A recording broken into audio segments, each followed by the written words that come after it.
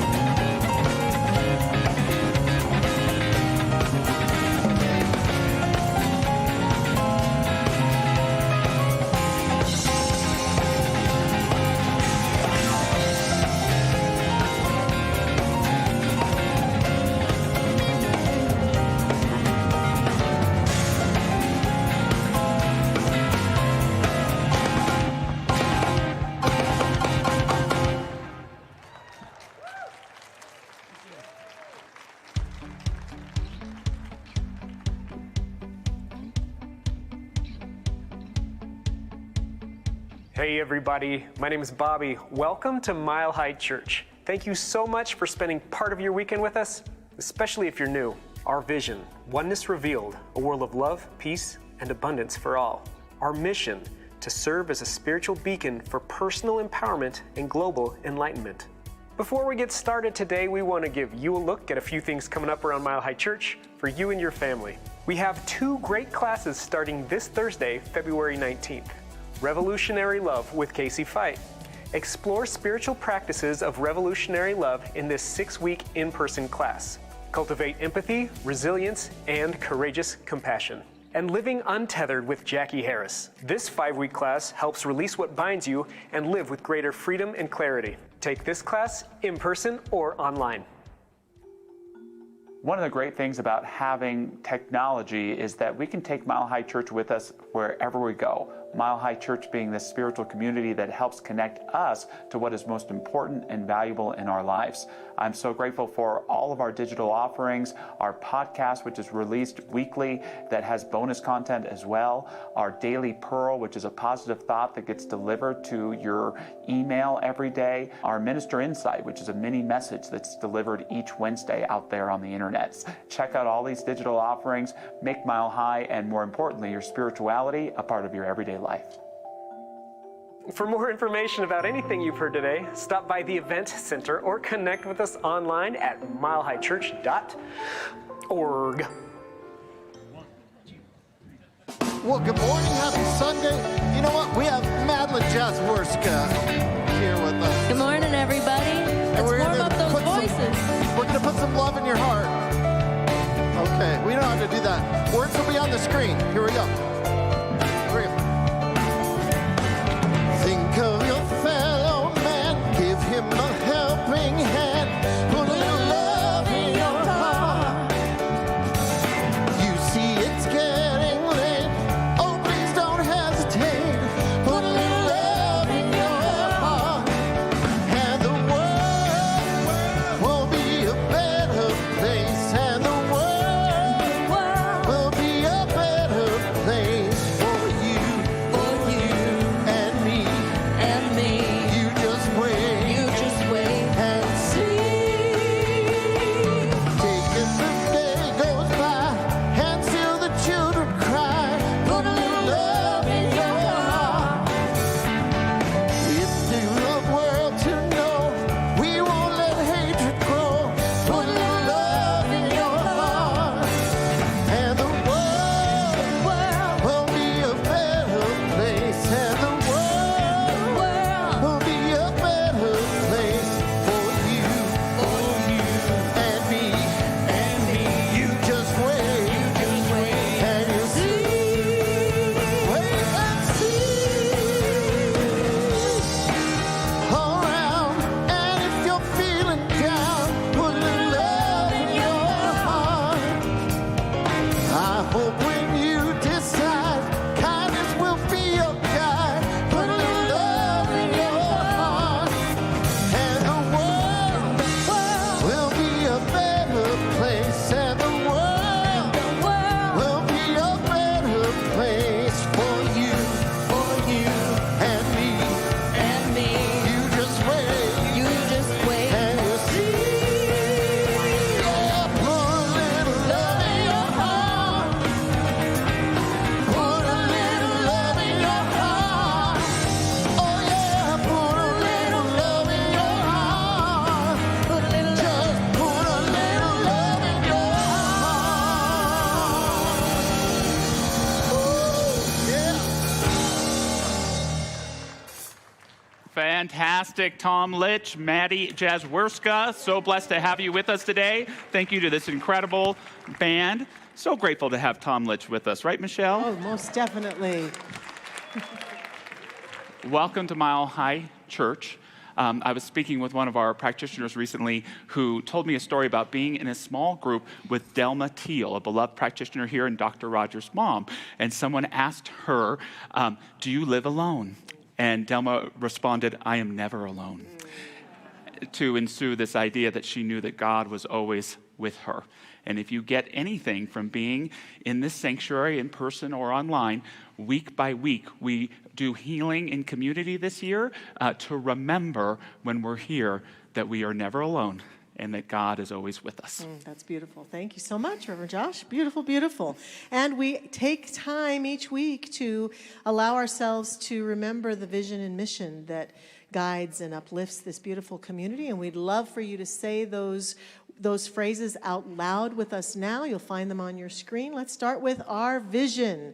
Oneness revealed, a world of love, peace, and abundance for all. And our mission, to serve as a spiritual beacon for personal empowerment and global enlightenment. What a joy it is to breathe all that in and know we are a manifestation of that together. And we move now into some time of spiritual practice together, so I invite you to take a deep breath as we sing together, experience some silence, and pray together. Let us begin.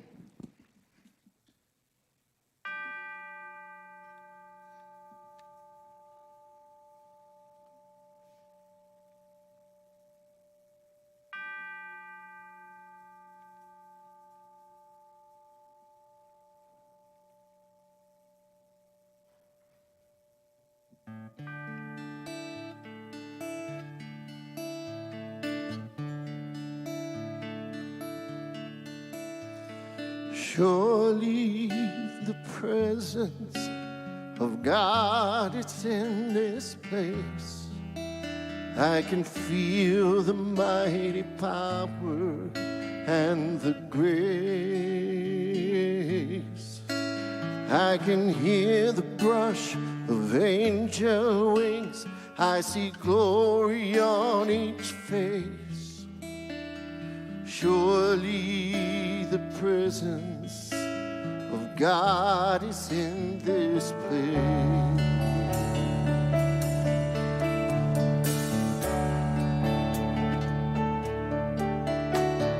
Surely the presence of God is in this place.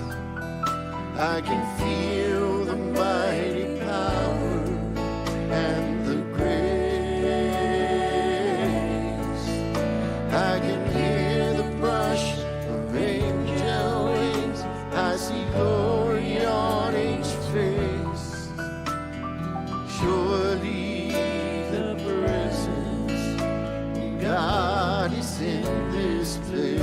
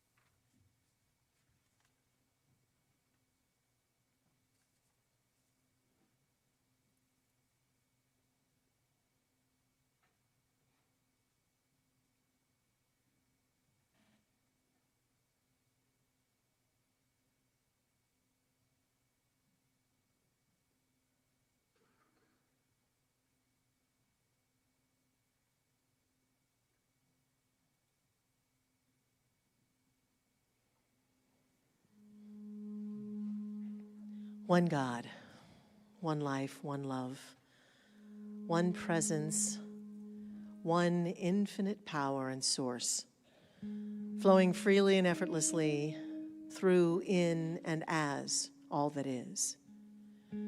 Oh, we breathe this reality of beingness in right here and right now, in recognition and celebration of the truth of life itself, calling our awareness into the conscious concepts of oneness, the truth that is always pouring through all of creation. We awaken to that now in this prayerful time, seeing clearly that that same energy that sources and supplies everything and everyone, sources and supplies all beings on this planet, sources and supplies itself through nature and all the beauty that we see, through every faith tradition on this planet, through every activity, through every nation, through every relationship, through every heart, through every body, right here and right now. We breathe in and settle into this one life, one God. And in that same moment of recognition of this truth that is always true, we feel that same energy pouring itself in, through, and as us, through our heart, through our mind, through our body, through our essence. That mantra, that truth, that energy that rings out about the one God being everywhere, rings itself through us, as us now. It is that call that calls us into this greater, deeper, more profound walk in the infinite, as the infinite, that calls us to be together today in community. That same inner voice that invited us, encouraged, urged us to step out of our homes today and into the Mile High Church sanctuary, or to tune in online to the Mile High Church service. Whatever it is the call that calls us back to the truth of who we are. That says, "Oh, my beloved, you are that which I am." Let us be reminded of that truth, so that we may be more alive and attuned to the reality of our own being, and we may live that out and be an inspiration for all whom we come in contact with. So for this purpose, we come together. For this purpose of healing and wholeness, we come together. And what a joy it is to be reminded of this truth and to feel it weaving itself through us right now and through this beloved community. We stand together in the one, as the one light, the one love, and we shine brightly for each other, for ourselves, and for our world. And I'm so grateful for this truth of who we are right here and right now, for it revealing itself so clearly to us and as us in this very moment. And in this heart of gratitude, I simply release this word now into the action of that law, releasing this prayer, knowing that it is done as it has been spoken, letting it be and letting it go. And so it is. Amen.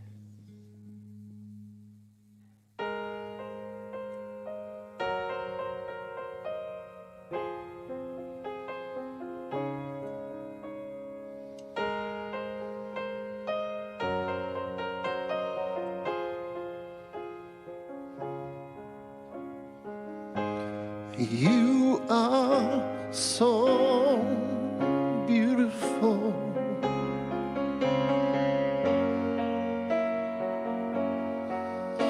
To me, you are so beautiful.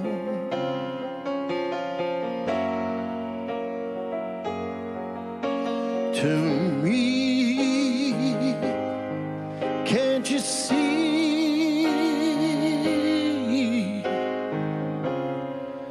Yes, you're everything that I hope for, and you're everything I need. Yes, you are so beautiful to me. Such joy and happiness you bring. Such joy and happiness you bring. You're just like a dream.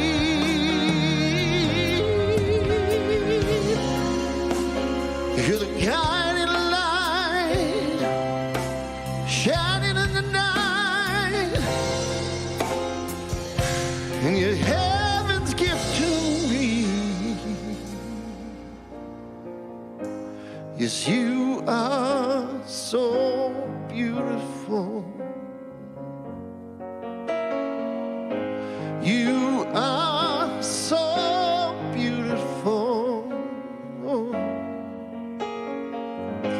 Yes, you are so beautiful.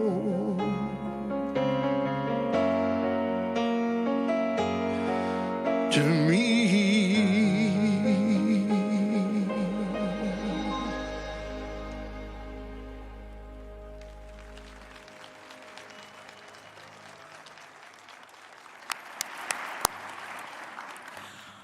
Our words of inspiration today come from three places that are full of light. The first one is the Bible, from Corinthians, 1 Corinthians, that chapter on love that reminds us love is patient, love is kind, it does not envy, it does not boast, it is not proud, it always protects, always trusts, always hopes, always perseveres. And the great luminary St. Teresa of Calcutta tells us, not all of us can do great things, but we can do small things with great love. And lastly, C.S. Lewis tells us, to love at all is to be vulnerable. Love anything and your heart will certainly be wrung with possibility and be broken.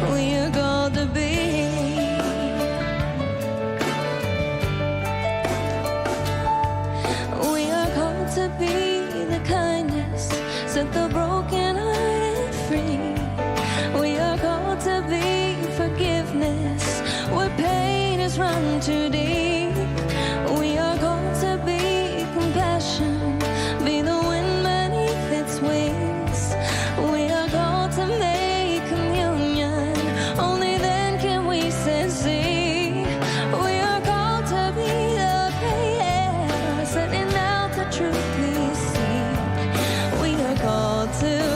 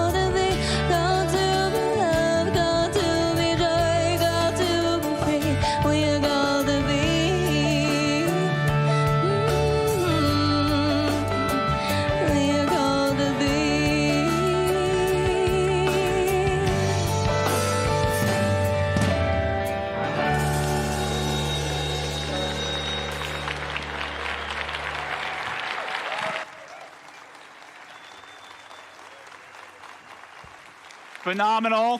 Thank you, Maddie Jeswerska. Thank you, Tom. Tom, you are so beautiful to me. I don't know why I'm called to share that with you, but it's true. Randy, Bijou, Mark, Rob Lowe, our band leader. Thank you so much, Rob.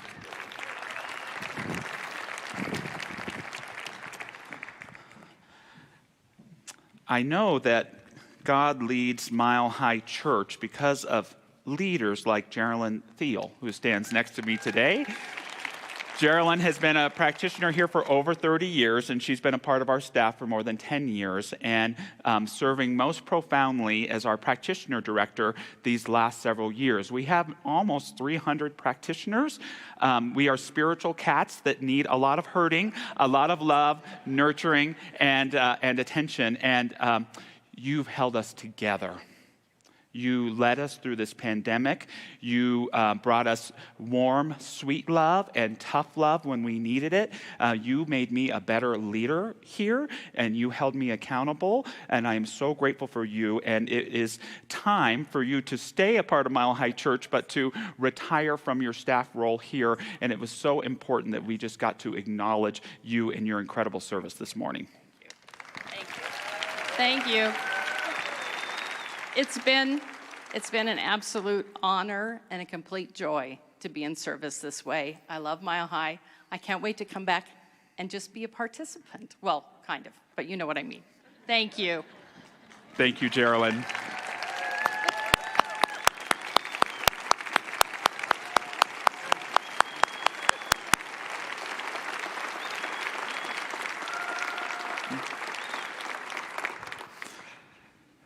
And speaking of demonstrations, I can't believe she said yes, but we're so grateful to Jamie Alley, who has stepped up into that practitioner director role. Thank you, Jamie. Good morning. My message this morning is how to say I love you.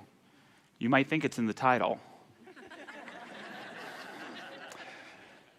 When I was 14 years old, I was watching TV, as 14-year-olds do, and there was a rerun of the Mike Douglas show. And the guests that morning were John Lennon and Yoko Ono. It's a really interesting interview talking about politics and the war and things going on at that time. And there was a commercial break, and it came back, and there was this segment. And it's John and Yoko, and they have a phone book. You remember those? And they're all about spreading the love. And so they just randomly start picking people from the phone book to call to say, I love you to. Ring, ring. Hello. Is this Dennis Smith? Yes. This is John Lennon, and I'm here with my wife, Yoko Ono, and I just called to tell you that I love you. Well, thank you, John Lennon. I guess I love you too. And it was very warm, but painfully awkward. 30 years later, 2 Mile Highers say I love you to me by taking me to see Sir Paul McCartney this past October in Denver. How many people were there? I know my friend Chris was. 83 years old. Plays for 3 hours. Life-affirming event. We all scream like 13-year-old girls in 1964. But Paul's sharing something intimate with these tens of thousands of people.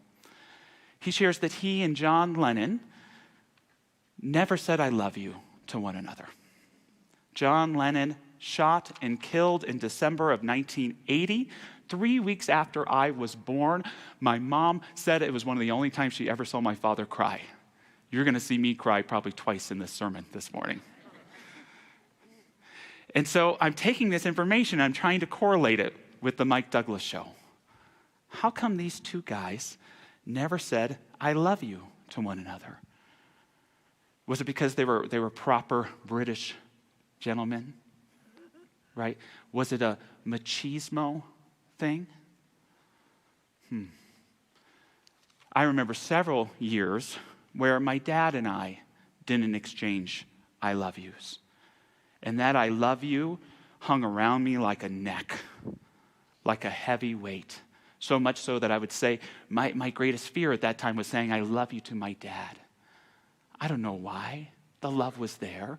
Maybe I was afraid he wouldn't say it back to me. Maybe I was afraid he would thought I was being too feminine. Or maybe I would say, I love you. He would say, I love you too. And we would weep in one another's arms. Now, John and Paul are the guys that wrote All You Need Is Love. So the question is what's going on here? They weren't just bandmates, they were best friends. They grew up together. John had it particularly tough. He was raised by his aunt. His dad left when he was a baby and never came back. He reconnected with his mother as a teenager, only to see her tragically killed by an off-duty police officer who was driving under the influence. He wrote a song once. I needed you, you never needed me. You left me, I never left you. Mama, don't go. Daddy, come home. But they still wrote, All You Need Is Love. So John, how can you say I love you to Dennis Smith from the phone book and not say it to Paul? And Paul, how come in your super cool new band, Wings, you can write a song called Silly Love Songs, the cheesiest song ever written in which you just croon, I love you, over and over and over again? What's going on?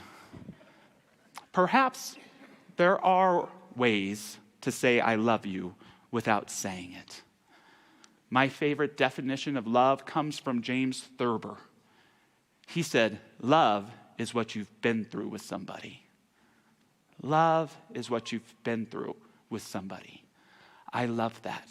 It's shared experience. And in that sense, Paul and John had one of the best love affairs there ever was. We're all still benefiting from it.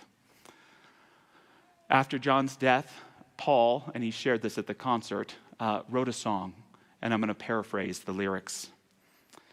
And if I said I really knew you well, what would your answer be if you were here today?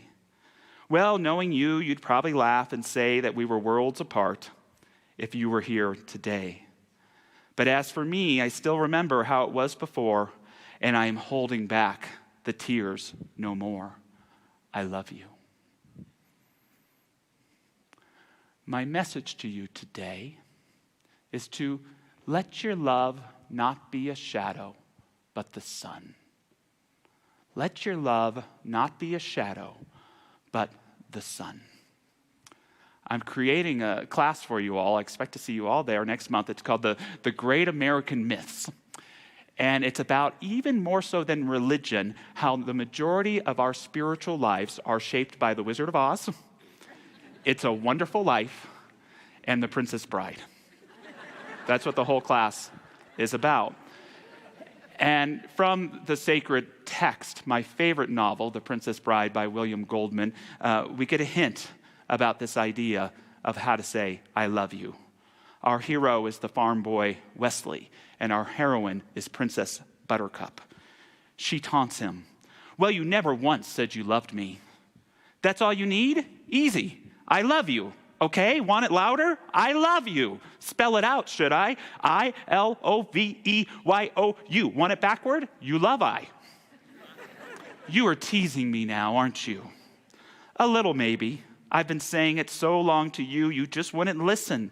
Every time you said, farm boy, do this, you thought I was answering as you wish, but that's only because you were hearing wrong. I love you was what it was, but you never heard, and you never heard. It's never too late to say, I love you. Do you know why? Because love is always listening, and love never dies. The Princess Bride also tells us not even death can stop true love. It can just delay it for a little while. Love never ends but it perhaps is like Anais Nin said. Love never dies a natural death. It dies because we don't know how to replenish its source. It dies of blindness, errors, and betrayals. It dies of illness and wounds. It dies of weariness, of witherings, of tarnishings. Don't let your love be a shadow, but allow it to be the sun. I shared with you a few weeks ago that my central teacher last year about love was loss. Walking through the experience of losing a parent, even though you know the truth, is the heartbreak of feeling like I couldn't love my father anymore because he's dead, because he's gone. Walking through the experience, you realize I don't love him any less. I love him more and more and more and more, still to this day. Losing my dad was simply a call to love him more and more. I knew that. I've done over 300 funerals in my ministerial career, and there's one thing I say in every one of them. Just because the person you love is gone from their physical form does not mean you can't love them anymore. Love them by doing things they love to do. Love them by loving the people that they love the most. Love them whenever you miss them, and maybe, just maybe, they're somewhere receiving that love and sending it right back to you. It was interesting learning that I could apply that same idea to divorce. That same idea. You walk through divorce and the form of the relationship is broken, but you realize the soul is just the same. What an awkward experience to realize that divorce isn't, I can't love you anymore. It's, I get to love you even more. Even more. I have to find creative ways to do it. But I get to love you even more. There are so many painful parts of divorce, and several of them it's not appropriate for me to share with you in this medium. But I think a central pain point for me was losing, my experience of losing the role of husband. It is the great honor of my life to be a dad. It is the great honor of my life to be a minister. And it was the great honor of my life to get to be a husband. And I knew the truth about me, but there's still that pesky experience thing we have to walk through. And that experience was, what? I don't get to be a husband anymore? I love being a husband. And the demerge is a fake creator God that we build and convince ourselves is real. It said to me, you screwed up. You messed that up. You don't get to be a husband anymore. And I felt embarrassed, ashamed, and hurt. But when we allow love to guide us through those experiences, I got to learn something. Not only was I getting to love people more, but in order to do so, I had to love myself more. You're still a husband, just like you still are a son, but guess who you're a husband to now? Yourself. You get to be a husband to you until you get yourself at a state to be a husband to someone else again. Ring, ring. John? Yes. Hey, it's me, Paul. I was just calling because I want you to know how much I love you. Thank you, Paul. I so appreciate your call, and I want you to know that I love you too. Don't let your love be a shadow. Let it be the sun. I know the talk's a little ethereal today, and so I really wanted to know, what do I want everyone to hear? So I wrote it down. I don't know if it makes sense or not, but let's throw it up there and we'll read through it. Do not let your love become a shadow, but the sun. Give love a voice through you. Resist allowing it to become a hidden part of you, for this love is your very identity. Saying I love you is vulnerable, not because it may be rejected, but because it is transformational.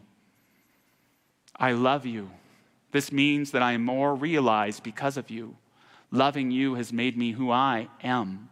I am more who I am because of who you are. Remember, speak your love, no matter if they can hear it, because love is always listening. Love is saying, I love you. Love is what you've been through with somebody. Love is doing the right thing. Love is doing the right thing. Even when you've done the wrong thing, love is getting back to doing the right thing. Love is freedom, but it's also responsibility. When we're doing the right thing, we are a loving presence for countless numbers of people. Do you know that you, yes, you, are loving countless numbers of people every day in how you show up, in how you nurture and take care of your own consciousness, and how you open the door for someone, and how you smile in line at the supermarket? All the time, you're not saying it, but you're showing it. I love you. I love you. I love you. I love you. I love the story of Bob Trumpy. I don't know if he was MAGA, but he was Trumpy. Sorry, I just couldn't help it. Bob Trumpy, a great NFL player for the Cincinnati Bengals, great sportscaster, hosted a long-time sportscast in Cincinnati. He was a Cincinnati Bengal as well. And on one fateful evening in 1983, the first call that came into his show wasn't from a sports fan. It was from a woman who was about to take her own life. She said her name was Sugar.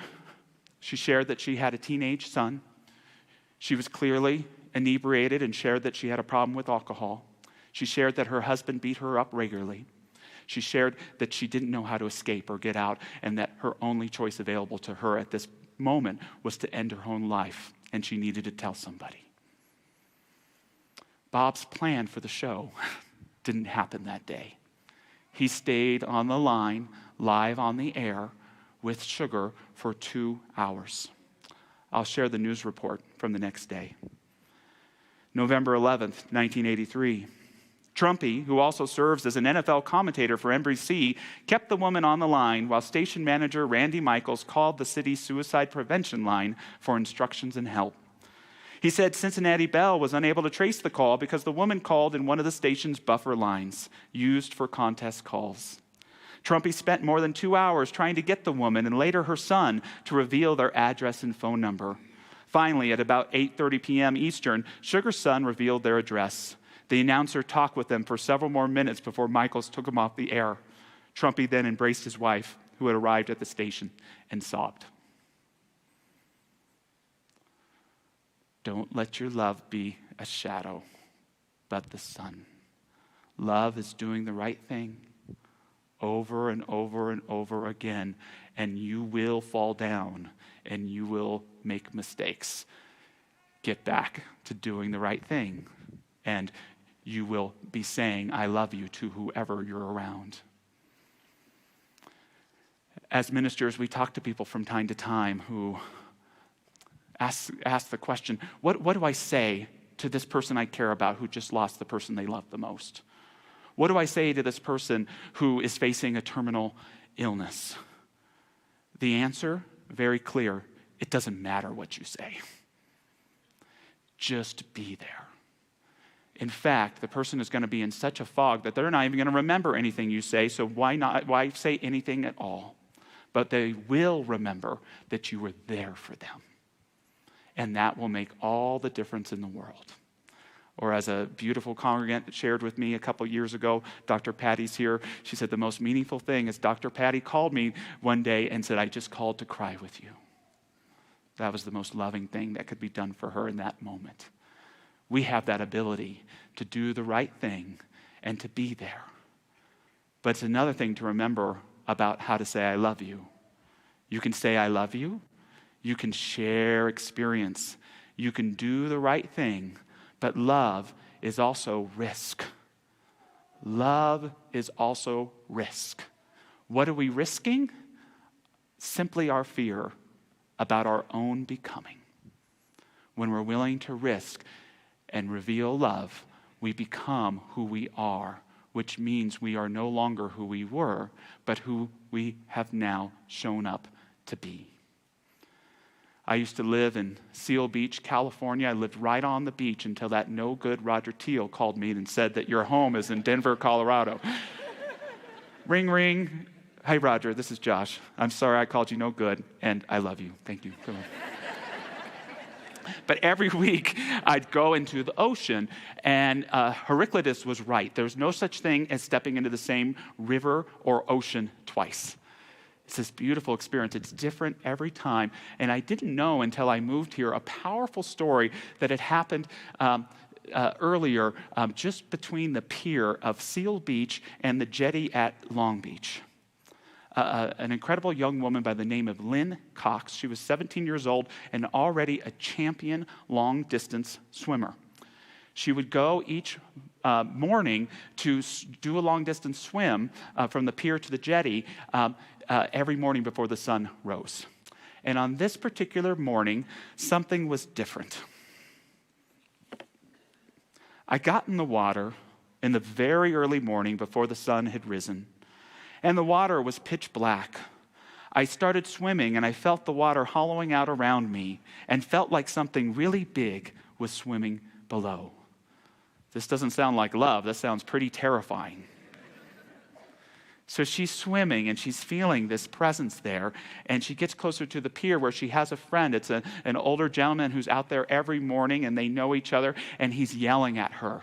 He's trying to get her attention. There's a baby whale beneath you. And what he's telling her, you have to keep swimming. The baby has been lost from his mother, and he is now following you. And if you swim to the shore, that whale is going to beach, its lungs are going to collapse, and he's going to die. So Lynn kept swimming and swimming. 2 hours have gone by. The baby whale was 15 feet away, but it's growing closer and closer to her now. We were sort of side by side, or he was right underneath me, or very, very close.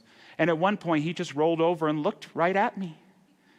And it was just the most amazing thing in the world, because I felt like he sees me and I see him and we're together. It was just amazing. I told him he'd be okay and that things will work out and we'll find his mother.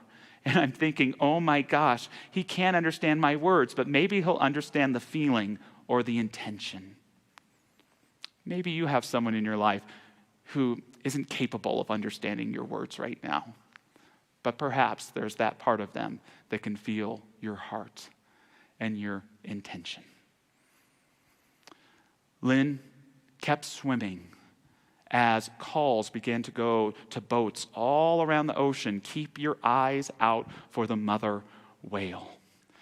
She would swim for over 5 hours, and she began to realize that her own well-being and health were at risk. And then Mama came. Not Lynn's mama, baby whale's mama. When she actually swam over to us, she came over very, very slowly and didn't come really close to me initially. But a few minutes later, she came right next to me. And you know, when a mother whale comes next to you, it's like a bus pulling up beside you. And I backed away some because I was afraid. I mean, the animal's 45 feet long. And to be in the water with something so huge is frightening, because just one push of her fin or anything, I could be hurt. So I tried to tell myself, just be calm. Just float on the water. And if she doesn't want you around, you will know that very quickly. So I saw them together. And it was one of the most beautiful things I've ever seen in my life, to see the mother and baby reunited. I mean, for 5 hours, we'd been out there swimming together. And she came over, she approached me, and she was just so close that I thought, I'm going to touch her too. I'm just going to do it, because I feel like a part of this whole thing. And I touched her, and I could feel that she felt my hand on her. And it was amazing, because she was so big. And how does that whale express happiness? But I felt that she was happy. And then a few minutes later, they swam off. And it was really sad. It was like this was the moment you've been trying for the last 5 hours, but now that baby was gone. This is a story about a young woman named Lynn Cox who saved the life of a baby whale. But it's also the story of a baby whale who saved the life of Lynn Cox. Love and loving is like reaching out to touch a 45-foot whale. It demands risk. It demands the knowing that who you once were isn't who you are now. It's not the risk, again, of being rejected. It's the risk of transformation. Don't let your love be a shadow, but the sun. Love is what you go through with everybody. Love is doing the right thing, even after you've done the wrong thing, over and over again. Love is risk. It doesn't have to be monumental. It can just be little bit. Lastly, I love you. Do you want to hear it louder? I love you. Do you want me to spell it out for you? I-L-O-V-E-Y-O-U. Do you want it backwards? You love I.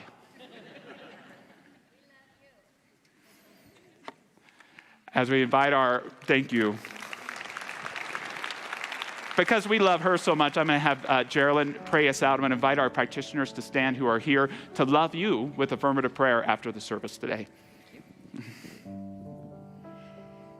So in this very precious, sacred moment, we all just settle in.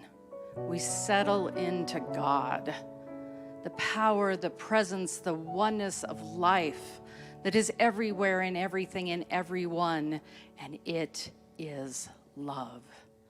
The very essence of you and me is the vastness of love, the changing power of love, the depth of love, the realness of love, the vulnerability of love. I know this essence of who you are, this God truth, not only moves in you, in your life, in all that is, it moves out from you into the world. It's the love that transforms all that is, that makes the world a richer, better place. So today, each of us stands in love and carries it out through our day in ways that touch the world, that then touches another. The ripple effect is profound. So I give thanks in this moment for the love of each of you, for the love of God that flows so beautifully in everyone and everything. I give thanks for the courage each of us has to take a stand for love, to know that in that we do impact the world. So I give thanks for you. I give thanks for Mile High Church. I give thanks for this place to be a beacon of light. Thank you, God. Thank you, Spirit. Thank you, life. And with that, we let go in love, in peace, and in trust. And so it is. You know it's getting late, so please don't hesitate. Just put a little love in your heart. We want the world to know. We won't let hatred grow. Put a little love in your heart. Oh, put a little love in your heart. You've got to put a little love in your heart. Put a little love in your heart. Put a little love right here.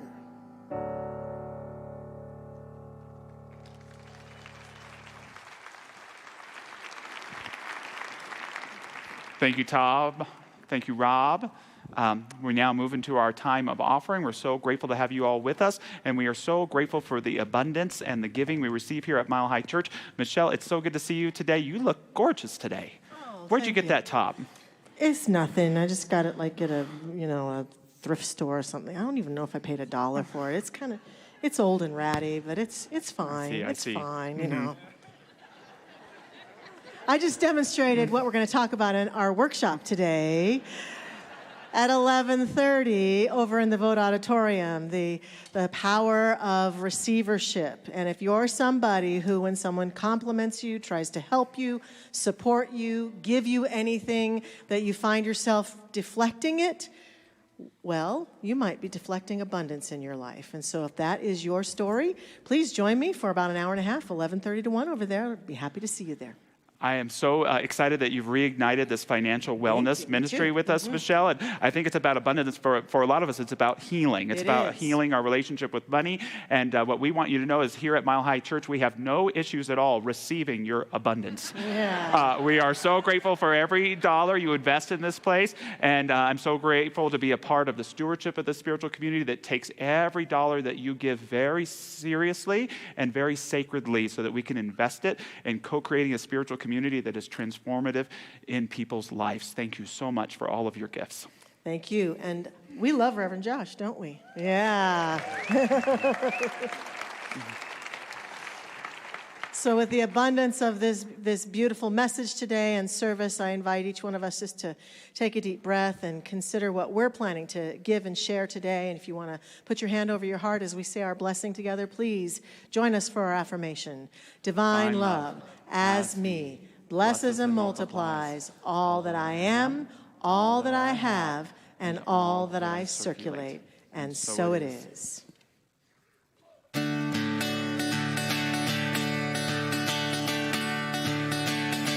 This thing called love, I just can't handle it. This thing called love, I must get round your head and I ain't ready.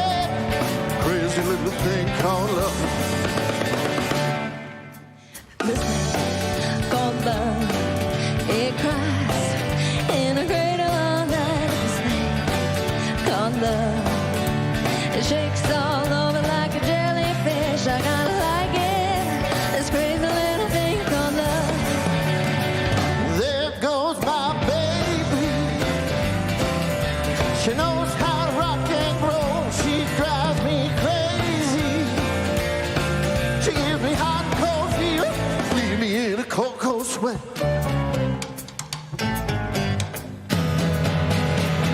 I gotta be cool, relax, get hip, and get on my tracks. Take a backseat, hitchhike, and take a long ride on my motorbike until I'm ready.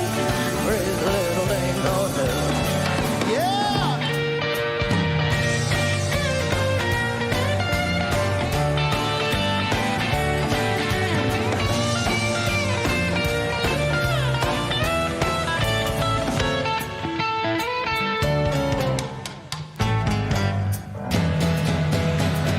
You gotta be cool, relax, get in, get on my tracks, take a backseat, a hitchhike, take a long ride on a motorbike and ain't ready. Crazy little thing called love. This thing called love, I just can't handle it. This thing called love, I must get around to it. I ain't ready for this crazy little thing called love. Crazy little thing called love. Crazy little thing called love. Oh, crazy little thing called love.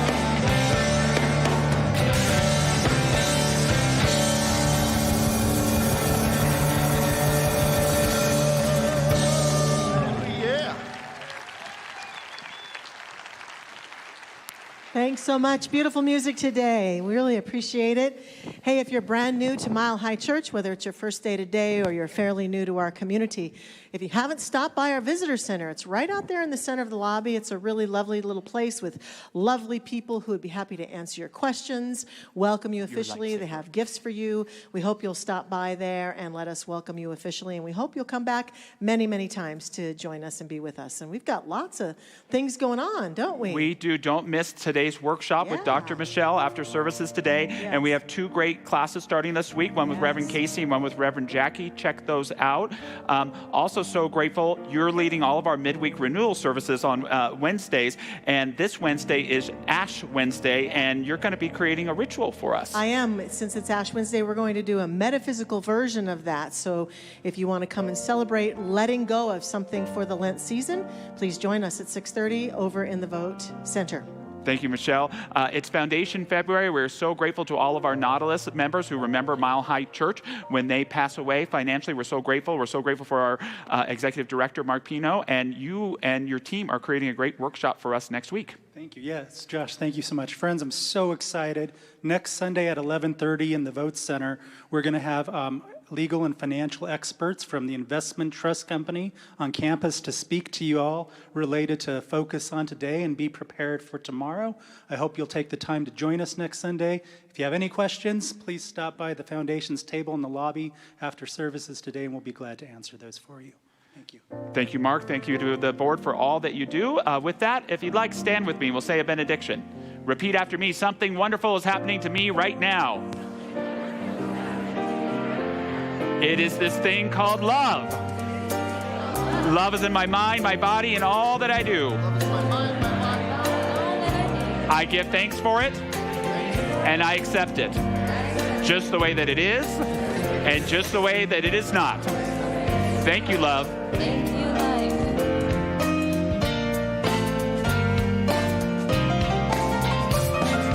Let there be peace on earth, and let it begin with me.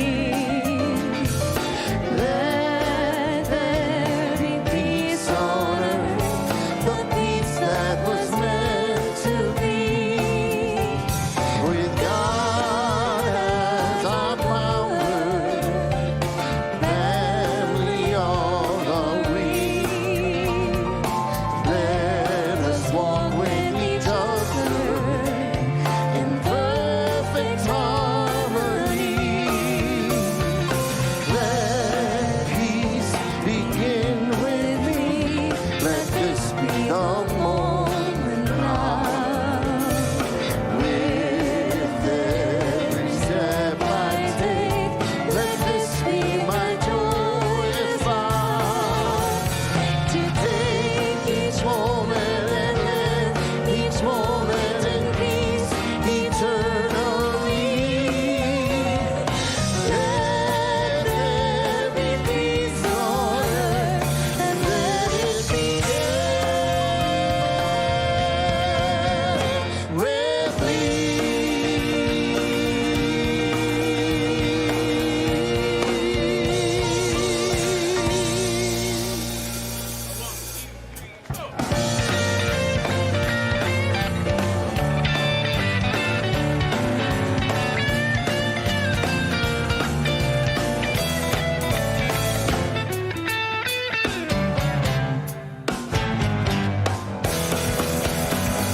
I gotta be cool, relax, get hip, get on my track to take the back seat, hitchhike, take a long ride on my motorbike, and I'm ready. Crazy little thing called love. This thing called love, I just Can't handle it, all this thing called love. I must get around to it. I ain't ready. Crazy little thing called love. crazy little thing called love. Crazy little thing called love. Crazy little thing called love.